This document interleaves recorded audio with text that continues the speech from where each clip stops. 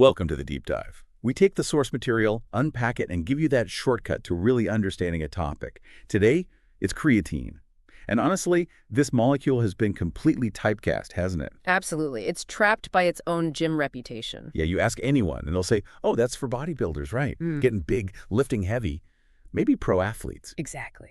And that image, that association with, hardcore training, is probably the single biggest reason millions miss out on its other benefits. That's precisely what we need to dig into today. Our mission here is to get past those gym stories, the anecdotes, and look at what the science actually says about creatine. We're talking daily energy, brain function, overall wellness.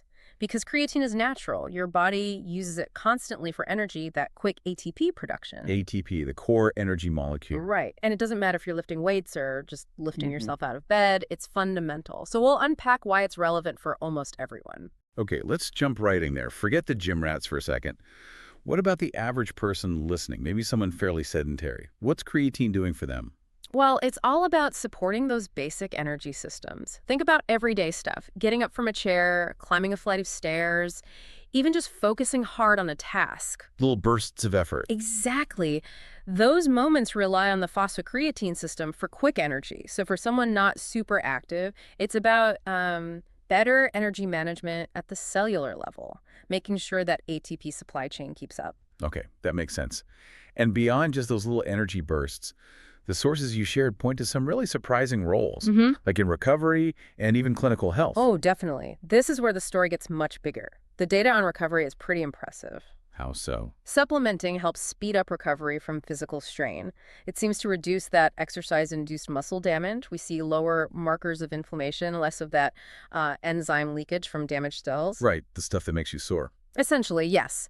But the clinical applications are maybe even more significant. Yeah, I was looking at that list. It's not trivial. We're talking potential uses in some serious conditions. Absolutely. There's a lot of research into its therapeutic potential, especially around neurological health, neurodegenerative diseases like muscular dystrophy, Parkinson's, Huntington's, and critically, its potential neuroprotective role. Think after a traumatic brain injury, a TBI, or even concussion, the brain uses a ton of energy, and creatine supports that. Wow. And it doesn't stop there. There are implications for aging, helping fight sarcopenia, that age-related muscle loss, maybe bone density too. Sarcopenia, yeah, that's a big one as people get older. Huge. And even things like improving glycemic control in type 2 diabetics, especially when they combine it with exercise.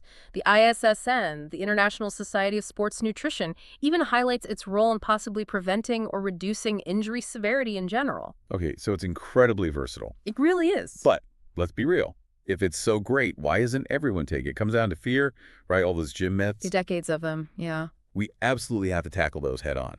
Let's bust the big four myths that probably stop most people, even someone just feeling tired all the time, from even considering it. Let's start with the big one. The one that gets it banned in schools sometimes, or at least raises eyebrows. Right. The idea that creatine is a steroid. Yeah. Why do people think that? Is it just because it works well for athletes? I think that's a huge part of it. It is effective for improving performance, especially with training, so people just assume it must be artificial, maybe hormonal. But it's not. Not at all. It's a natural compound, an organic acid your own liver and kidneys produce. It is not a steroid. It's not a hormone. It doesn't mess with your hormones. All it does is increase your body's capacity to produce ATP energy quickly. That lets muscles work a bit harder for a bit longer, which over time and with training leads to gains. It just helps the natural process. Okay, myth busted. Next one, this is probably the scariest for most people. Yeah. Kidney damage. Where did that come from? How solid is the safety data? This one is persistent, and you can almost see why the confusion started. It's a mix-up of terms. Creatine, the supplement, and creatinine. Ah, creatinine. That's the waste product doctors measure, right, for kidney function. Exactly. And when you take creatine, your body naturally produces a bit more creatinine as a byproduct. So your creatinine levels on a blood test might go up slightly. But that doesn't mean your kidneys are damaged. Correct. It's just reflecting the increased turnover. Huge reviews looking at tons of studies show that recommended doses don't harm kidney function in healthy people, even long-term use. Pairs even. Yes, the data is really robust. The only time caution is needed is if someone already has significant kidney disease. For healthy individuals, it's just not a concern based on current evidence. Okay, that's reassuring. Myth number 3. The classic locker room warning, it causes dehydration and muscle cramps. Yeah, this one is not only wrong, but the science actually shows the opposite. Really? Okay. The old thinking was, okay, creatine pulls water into muscle cells, so it must be dehydrating the rest of the body. Makes sense on the surface. But studies comparing people taking creatine versus not taking it consistently find that creatine users have fewer issues with cramping, heat illness, dehydration, muscle tightness, even fewer total injuries overall. So it actually helps hydration. It seems to support cellular hydration, yeah. Drawing water into the cells seems to be protective, not detrimental.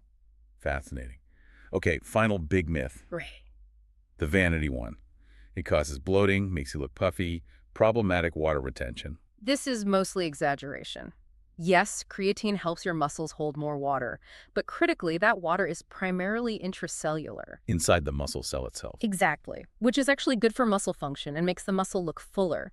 It's generally not causing that widespread under-the-skin water retention that people think of as bloating.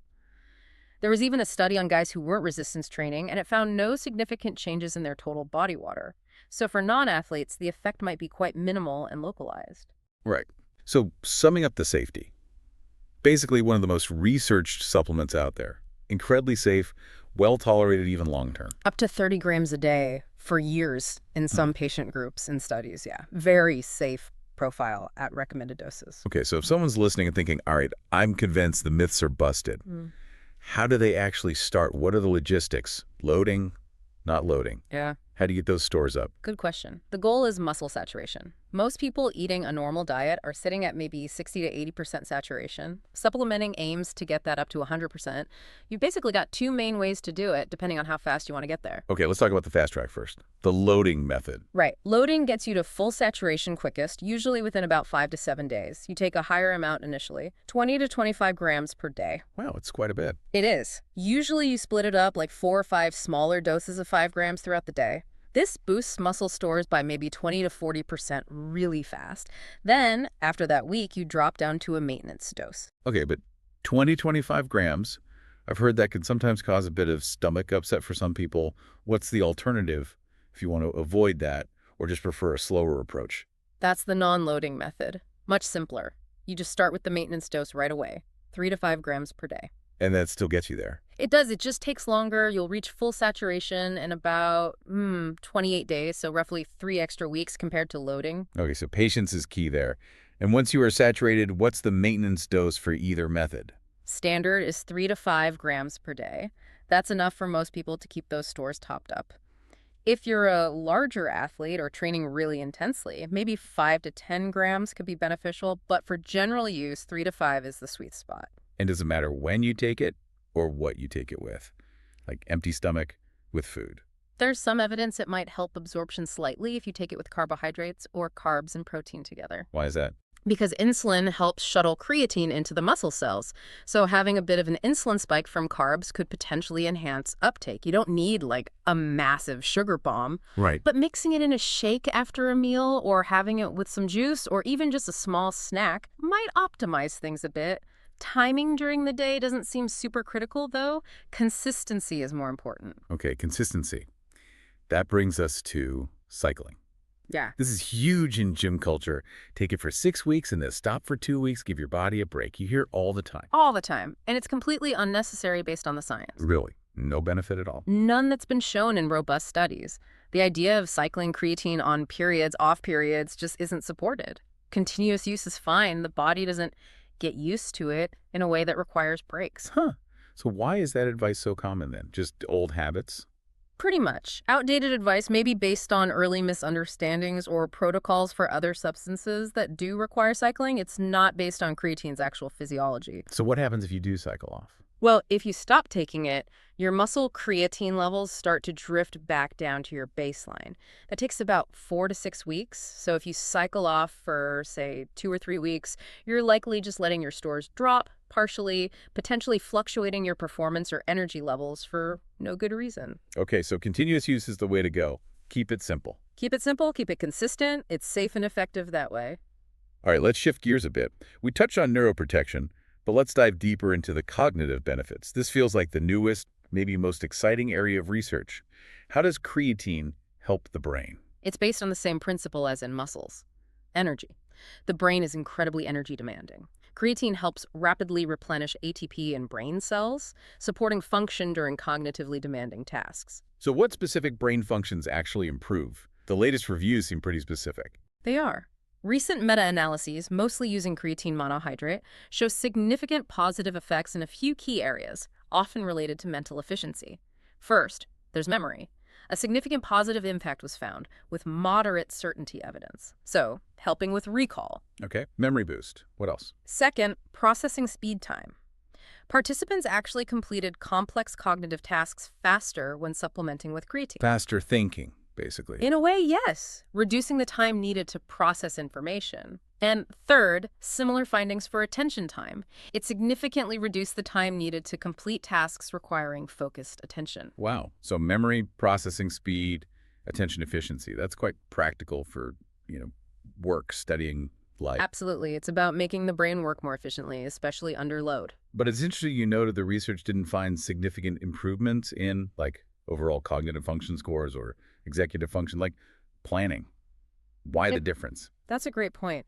It seems creatine's main cognitive benefit is in optimizing the energy supply for specific demanding processes, speeding up retrieval, maintaining focus when the brain is working hard. It's not necessarily changing the underlying architecture or boosting, say, your inherent planning ability tested by executive function measures.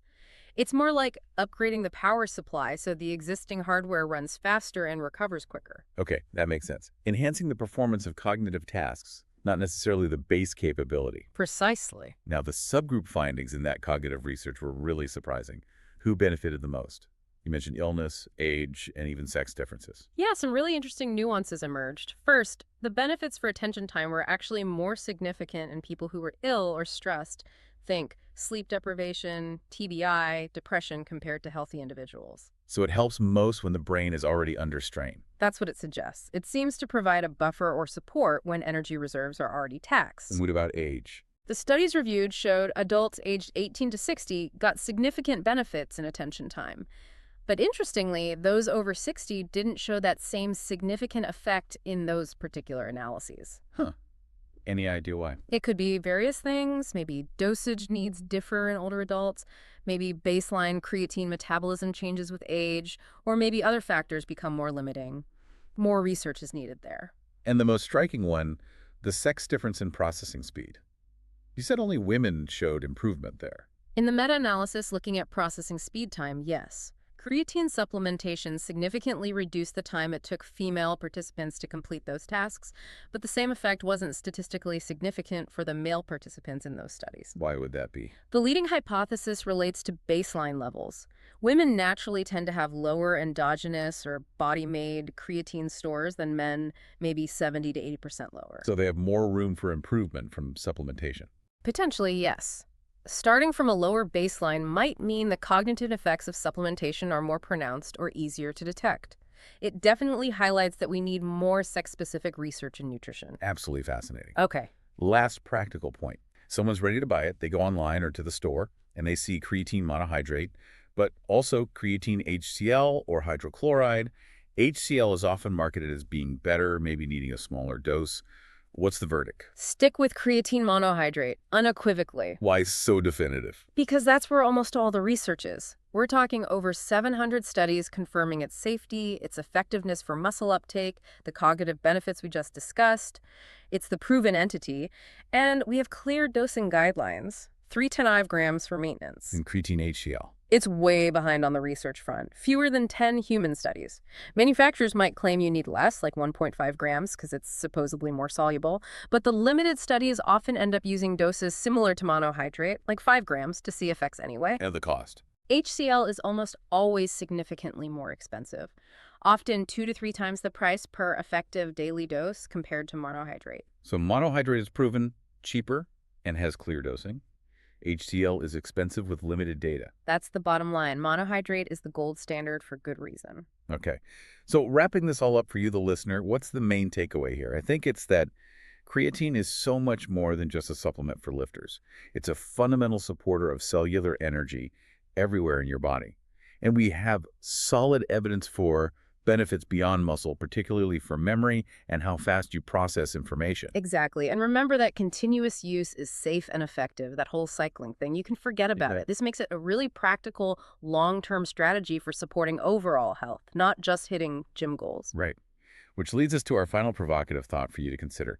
Given everything we know, the broad benefits, the excellent safety profile, the fact that it's incredibly cheap and effective, should we maybe start thinking about creatine differently? Yeah. Research suggests that just ensuring a low, consistent intake, maybe that 3 grams a day we talked about throughout life, could offer significant long-term health advantages, especially as we age and face cognitive and muscle decline. It poses the question, right? Should creatine be viewed less as a niche sports supplement and more like, perhaps, a foundational nutrient for long-term well-being? Something to consider.